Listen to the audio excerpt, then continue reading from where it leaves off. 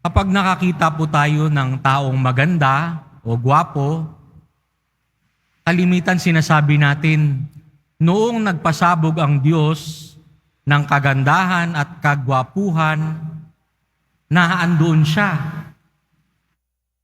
Front row, first liner, natanggap niya lahat. Kagandahan at kagwapuhan. Kapag mabait, ganun din. Present siya. Kapag matalino, sasabihin din natin, kinuha niya rin nung nagpasabog ng talino ang Diyos. Pero kung hindi kagandahan, hindi kagwapuhan, at masama pa ugali, sasabihin natin, ay absent siya noong nagpaulan ng Diyos ng mga ganong katangian.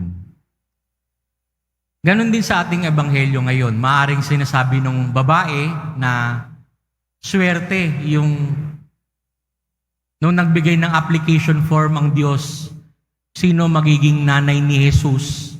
Nakapila unang-una si Maria. Baka ganon yung iniisip niya.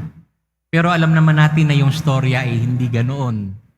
Alam naman natin na pinili si Maria, pinili ng Diyos. No? Pero bakit mapalad yung taong nakinig sa salita ng Diyos at tumutupad nito?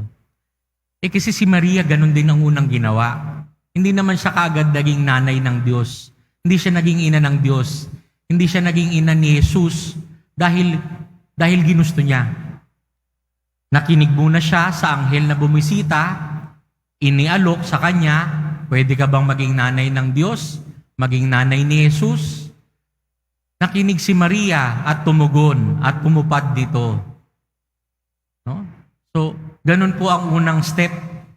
Nung nakinig siya, kahit hindi siya sigurado kung ano mangyayari sa buhay niya, umuo siya, nagtiwala siya sa Diyos. Ganun din ang hamon sa atin. Ganun din ang biyaya ng Diyos. Ang biyaya ng Diyos hindi namimili. No? Hindi siya limited time only. Hindi rin siya limited space o lugar. So hindi natin pwede sabihin mapalad lang si Maria na ina ng Diyos, mapalad lang si Jose na naging ama niya dito sa lupa, mapalad lang yung mga kaibigan niya, yung mga disipulo at apostoles na nakasama niya sa kanyang misyon. Patuloy ang pag-ulan ng biyaya ng Diyos hanggang sa atin ngayon. Basta ang sabi lang ni Jesus, mapalad ang nakikinig sa salita ng Diyos at tumutupad dito. It transcends time and space. Tayo ngayon dito sa Pilipinas, maaaring hindi natin pisikal na naging kapiling si Jesus. Subalit dahil nakikinig tayo sa kanyang salita at tumutupad tayo, mapalad na rin tayo. Ganun po ang hamon at tawag sa atin ni Jesus. Sa pagpapatuloy ng ating misa, ito po ang ating hihilingin na matuto tayong makinig sa salita ng Diyos at hindi lang basta-basta makinig, kundi tupdin ito, isabuhay ito, nang sa gayon mananahan sa atin ang Diyos.